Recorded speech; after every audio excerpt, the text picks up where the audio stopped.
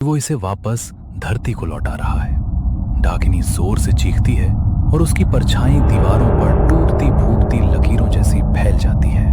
कुएं के अंदर की ठंडक कम होने लगती है और हवा का दबाव हद। रात के समय राहुल टॉर्च लेकर गांव के बाहर वाले जंगल की ओर जाता है, क्योंकि उसकी बहन पिंकी वापस नहीं लौटी है। हवा तेज चलती है और सूखे पत्ते उसके पैरों के नीचे चरमराते हैं। उसे पेड़ों के बीच से घुंघरुओं जैसी हल्की आवाज सुनाई देती है और वो रुककर चारों तरफ देखता है। राहुल डर को दबाकर पिंकी का नाम लेकर आगे बढ़ता है। उसे एक टूटी चूड़ी जमीन पर चमकती दिखती है और वो उसे उठाकर जेब में रख लेता है। राहुल को झाड़ियों के पीछे हलचल दिखती है और वो टॉर्च की रोशनी उधर घुमाता है। रोशनी में एक सफेद साड़ी का किनारा परफड़ाता दिखाई देता है, लेकिन कोई चेहरा नहीं दिखता। अचानक टॉर्च की रोशनी झपकने लगती है और राहुल घबराकर बैटरी थपथपाता है। उसे पास की मिट्टी पर छोटे छोटे पैरों के निशान दिखते हैं जो उल्टी दिशा में बने होते हैं। वो निशानों का पीछा करते हुए एक पुराने कुएं तक पहुंच जाता है। कुएं के पास राहुल को पिंकी की चोटी में लगा लाल रिबन फंसा हुआ दिखता है और उसका दिल जोर से धड़कता है। कुएं के अंदर से धीमी हंसी और खरोंचने की आवाज आती है, जैसे कोई नीचे से दीवार नोच रहा हो। राहुल पास पड़ी रस्सी को पकड़कर नीचे झांकता है तो उसे काली सी परछाई घूमती नजर आती है।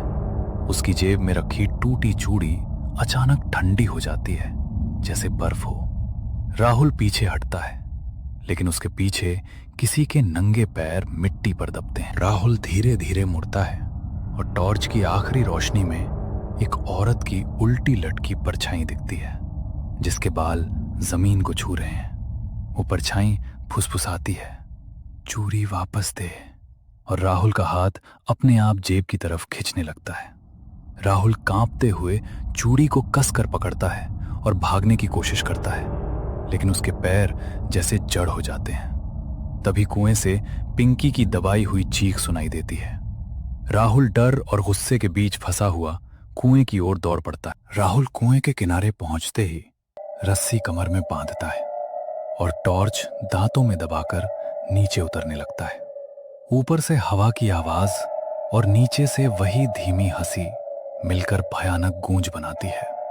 वो दीवार पर हाथ टिकाकर उतरता है और उसकी हथेली पर खून सा छिल जाता है।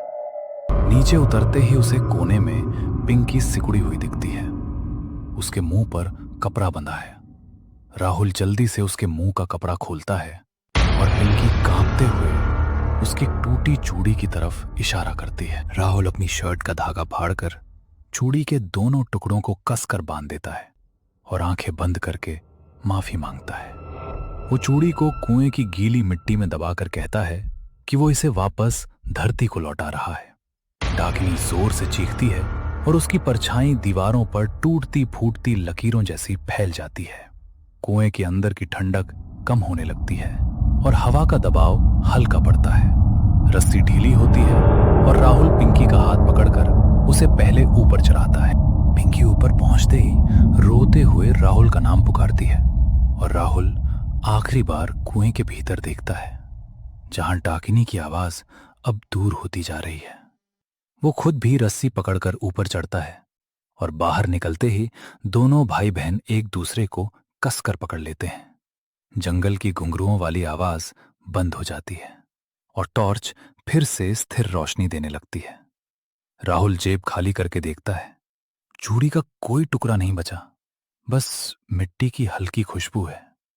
दोनों घर की ओर लौटते हैं और राहुल मन ही मन तय करता है कि अब वो किसी अनजान चीज को बिना समझे कभी नहीं उठाएगा।